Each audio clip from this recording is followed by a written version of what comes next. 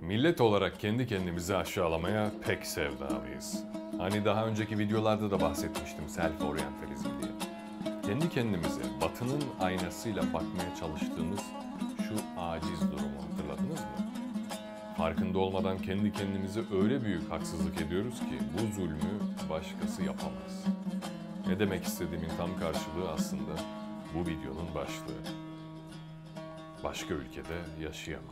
Seher körgen çıgır gözüm sultanını dedim sultan mı sen o dedi yak ya. Eski nesilleri filan hadi biraz anlıyorum. Büyük fiziki ve fikri baskı altında yetişmişler. 60-70 yaşında birinin karşılaştığı olayları bir düşünsenize. Darbeler, muhtıralar, Amerikan baskısı, sağ sol mücadelesi, suikastler, kıtlıklar. Sağlıklı diye süt tozu içirmişler ilkokul çocuklarına. Çernobil'den etkilenen fındığı yedirmişler. Zeytinyağını kıymetsiz göstermek için ellerinden geleni yapıp bizi margarine özendirmişler. Onlar gibi olmayanı, onlar gibi düşünmeyeni ya da giyinmeyeni aşağılamışlar. Ancak hergele diyebileceğimiz bir aydın sürüsü çıkartmışlar. İşleri sadece bu olan, soyunu ve özünü reddeden, dilinden ve kültüründen kopuk bir grup başıbozuk. Bu fikri baskı 40-50 yıl fiziki olarak da uygulanmış. Dini bilgi yasak, cemaatle namaz yasak, ezan yasak, tarih yasak, edebiyat yasak, hatta müziğimiz bile yasaklanmış. İlk resmi Türk müziği eğitimi İTÜ Konservatuvar'da başlıyor. Yıl 1975. Şimdi bu vicdansızlıkları gören bir neslin normal davranmasını bekleyemeyiz belki. İyi de bunları bilen bizlere ne oluyor? Batı sanatlarını ve bilimini kötülemiyorum. Elbette en iyi düzeyde bilelim. Ben hiçbir zaman kendimize ait olmayacak olan bu kültürü içselleştirmeye çalışma kafasını eleştiriyorum. Bizde yerel olanın algısı düşüktür. Yerel deyince aklımıza köy, yumurta, patik, tezek, patates gibi kavramlarla eşleniyor ve bunları da olabildiğince aşağı görüyoruz. Aşağıladığımız patatesi git bir Polonya'da gör bakalım. Bizden olmaz diyoruz. Gavur yapıyor diyoruz.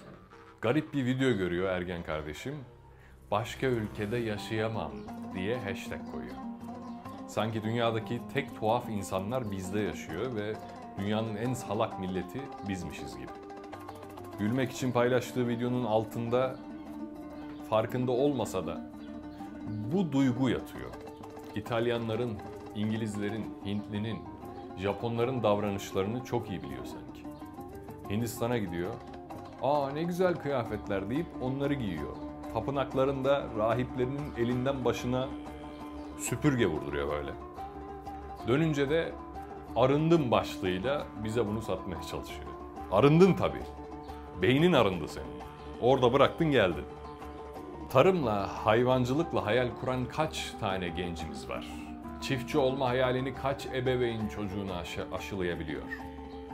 Herkes yazılımcı oldu. Okumayı yeni öğrenen çocuklarımızı yazılım kursuna gönderiyoruz. Bilgisayar başında çalışmak müthiş bir şey çünkü. Çok klas. Öyle düşünüyoruz. Akarı yok, kokarı yok baba. Temiz. Sor bakalım beyaz yakalı lordlara.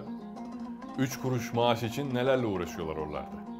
Size filmlerde itelenen etiketleri adınızın altına yazdırmak için yarışıyorsunuz. Ama o gömlek delik, haberin yok genç kardeşim. Sonra da suçu devlete atıyoruz her şeyde. Tarımda ileri gidemiyoruz. Ekonomi çok kötü. Eğitim şöyle, bu böyle. İyi de bunlar sen yapamadığın için öyle zaten. Tarımla uğraşmazsan nasıl iyi olabilir ki? Bir şeyler üretmek yerine biriktirmeye çalıştığın, kredisine girdiğin her gayrimenkul önce kendi çocuklarının, sonra da senden sonra gelecek tüm neslin önünü tıkayan duvara bir tuğla daha koyuyor aslında. Dünyanın en verimli topraklarından birinde yaşıyoruz. Toprağımızda yetişen ürünler dünya nüfusunun büyük bir kısmının tükettiği şeyler. Biraz burada çabalayın. Her şeyi yapabiliriz. Bak yapamayız dediğimiz oyun sektöründe Türk şirketi 1,8 milyar dolara satıldı. Devlet de bu satışa yardımcı oldu. Buna sektör olarak değil, başarı hikayesi olarak bak. Yöntemi taklit et, işi değil. Yetkinlik sende, herkeste farklı farklı. Alanının dışındaki şeye sadece saygı dur, takdir et. Herkes gibi bir mobil uygulama yapma hayalini kurma sende. Birileri de tarım hayali kursun ya. Yerel olan her yerde kıymetlidir arkadaşım, öyle olmalıdır. Şu an değersizse onu değerlendirmek senin, benim, bizim elimizde. Adam Japonya'dan bilmem ne ağacı getirttim diyor mesela, değil mi? Ulan bizim de var bir sürü bitkimiz. Neden onlardan bahsederken böyle gururla konuşmuyorsun? Öncelikle tanımıyorsun sendekini. Bu aşağılık algısı senin onu tanımana engel oluyor ve ön yargın o ürünü geliştirmenin önünü baştan tıkıyor. Kendinden düşün ya. Bugün Pakistan'a ya da Etiyopya'ya bile gitsen oradan kaliteli bir yerel ürün getirmek istersin. Yerel iyidir. Kaliteli yapılırsa ihracatı kolaydır, tatlıdır. Ve bu bir kültürdür. Altında 1000 yıllık tarihin eşsiz bir mazin vardır. Kültür Sivas'ta çocuğunu baleye, piyanoya göndermek değildir. Antalya'da 5 yıldızlı otelde seni tanımaya gelmiş turistlere cello dinletmek ya da boks maçı izletmek değildir. Bunları bilmek ayrıdır, bilip kendini reddetmek ayrıdır. Dilinden at artık bizim milletten olmaz. Bu milletin yarısı salaktır gibi lafları. Yazık gerçekten. Bizim olana inan. Yerel olanı, köylü olanı sev. Köpek sever gibi değil, saygı duyarak yap. Bunu yaparken başka kültürleri reddetmek zorunda değilsin. Her kültürde farklı bir lezzet var. Sığ kalma, kendine turistikte yaklaşma. O zaman hepiniz bu aleme hoş geldiniz.